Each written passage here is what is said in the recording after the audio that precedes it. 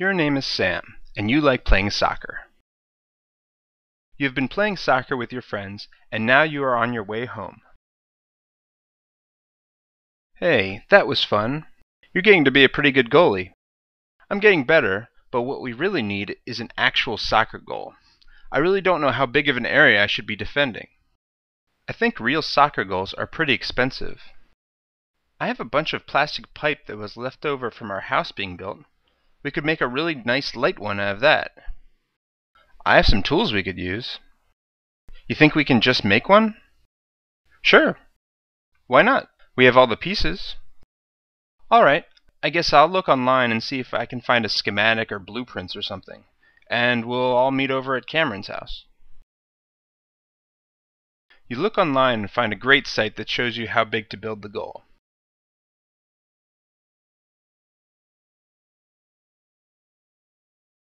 You meet up with your friends over at Cameron's house and get to work. This might be a problem.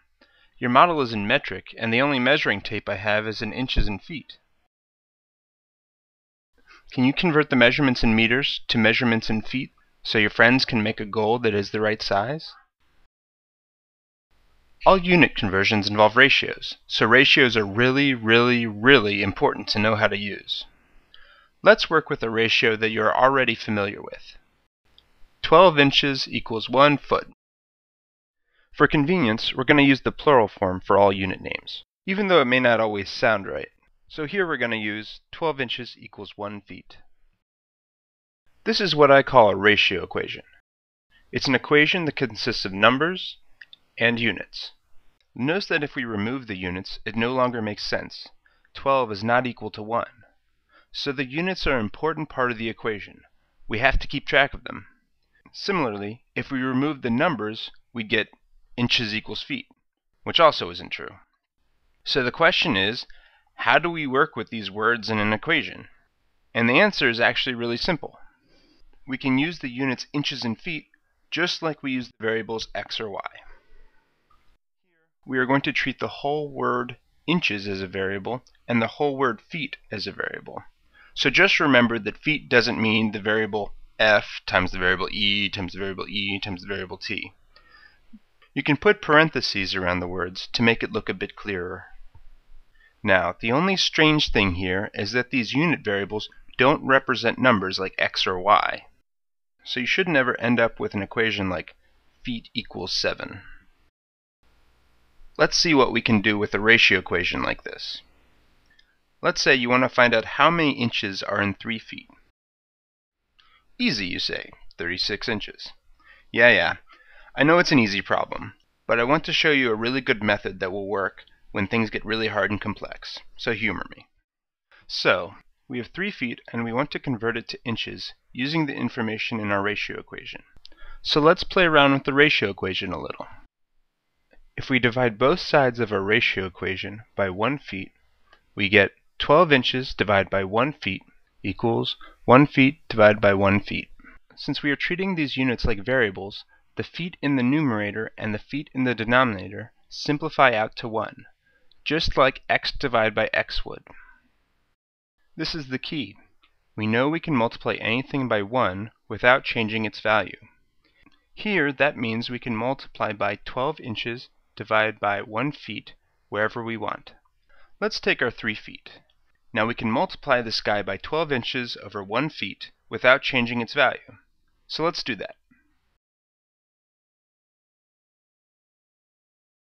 Now remember, we are treating these units like variables, so the feet units here in the numerator and the denominator can be canceled out. And there we go, 36 inches. So our new method gave us the right answer, and even the units showed up in the answer, which is pretty neat.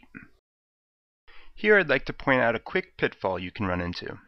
If we took the ratio equation and instead divide both sides by 12 inches, we would get 1 feet divided by 12 inches equals 1, which is fine.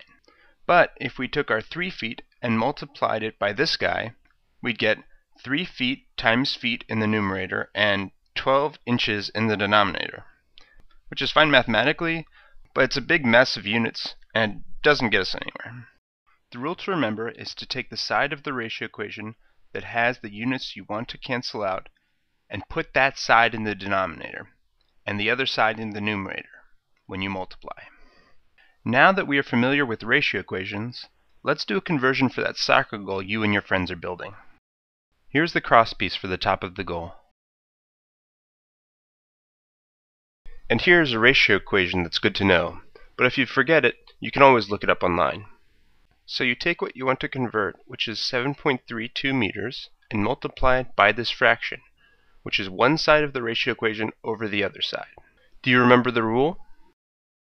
Since we have 7.32 meters, and we want the meters to cancel out, the 1 meters needs to go in the denominator, while the other side of the ratio equation, 3.28 feet, needs to go in the numerator. By the way, this guy in big parentheses is sometimes referred to as a conversion factor, because it's what you multiply by to convert from one type of units to another. Here it converts our 7.32 meters into feet.